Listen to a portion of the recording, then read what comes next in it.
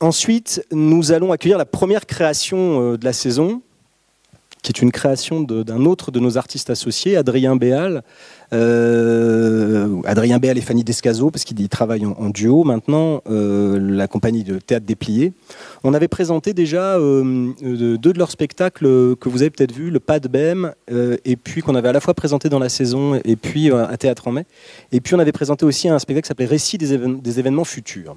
Alors, l'équipe d'Adrien, Adrien et son équipe travaillent d'une façon un peu particulière. Ils font ce qu'on appelle de l'écriture de plateau, mais avec des spectacles justement très écrits, qui ne reposent pas simplement sur de l'improvisation, mais où c'est à partir d'improvisation et de travail avec les acteurs que leur récit s'invente. Je dis leur récit parce qu'il y a une façon très intéressante pour moi chez Adrien Béal de raconter des histoires. Celle-ci, elle est en train de s'écrire, ils sont en répétition, ils sont arrivés aujourd'hui, ils sont en train de finaliser le spectacle, donc je vais vous dire ce que j'en sais pour le moment.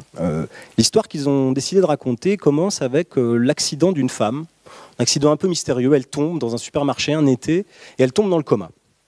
Alors il se trouve que cette femme, son métier, c'est d'être la gardienne d'une école.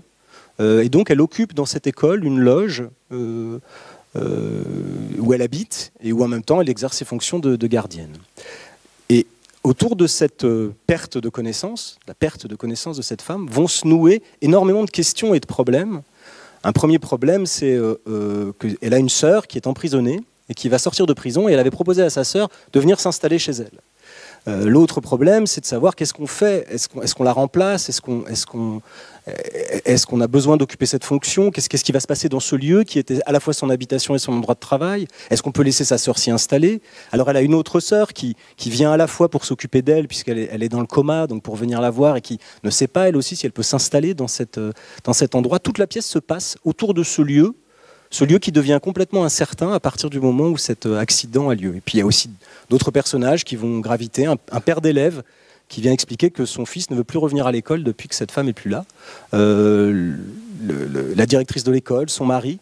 Je crois que ce qui est donc une histoire très simple, apparemment très ordinaire, mais dans laquelle petit à petit des gens vont devoir se parler, négocier, essayer de se mettre d'accord, j'allais dire pour stabiliser l'état du monde. Et c'est ça qui intéresse beaucoup Adrien et son équipe de façon très concrète, c'est comment est-ce que nous faisons pour faire tenir le monde. Ça ne va pas de soi. A priori, est-ce qu'on est sûr de tous habiter le même monde? Est-ce qu'on est sûr que nous voyons tous le monde de la même façon? Est-ce qu'on sait ce que c'est qu'être d'accord? Comment est-ce qu'on fait pour se mettre d'accord? Moi, je pense souvent à ça, je fais un petit détour sur vous, les spectateurs. Qu'est-ce qui se passe quand on regarde un spectacle, alors, quand on l'aime beaucoup? Est-ce qu'on est sûr d'avoir vu la même chose que la personne qui l'a aussi beaucoup aimé? Est-ce qu'on est sûr d'habiter le même monde?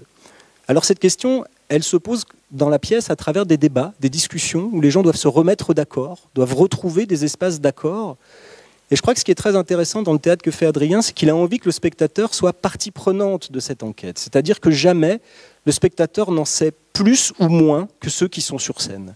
Et tout d'un coup, c'est l'assistance, le public, vous, qui assistez à ces discussions et à ces débats et qui travaillez d'une certaine manière et réfléchissez avec ceux qui doivent prendre des décisions aussi simples que est-ce qu'on doit donner la clé de cet endroit à n'importe qui? Est-ce que demain, la sœur qui sort de prison peut s'y installer? Est-ce qu'on doit attendre que la femme dans le coma se réveille? Etc., etc. Et comme ça, petit à petit, à travers des choses très, très simples, très ordinaires, très banales, énormément de questions s'ouvrent, énormément de problèmes très simples, très concrets, mais qui ont je trouve des portées de pensée assez formidables, se déploient.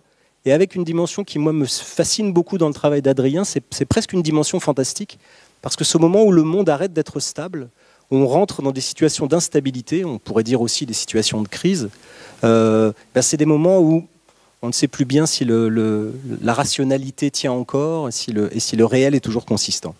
Voilà. Perdu connaissance, ça va se répéter et se créer salle Jacques Fournier. On va le jouer pour une série de représentations. Si vous ne connaissez pas le travail d'Adrien Béal, venez vraiment le découvrir. Et ceux qui ont aimé notamment Récits des événements futurs continueront un voyage avec cette compagnie à travers cette question de savoir...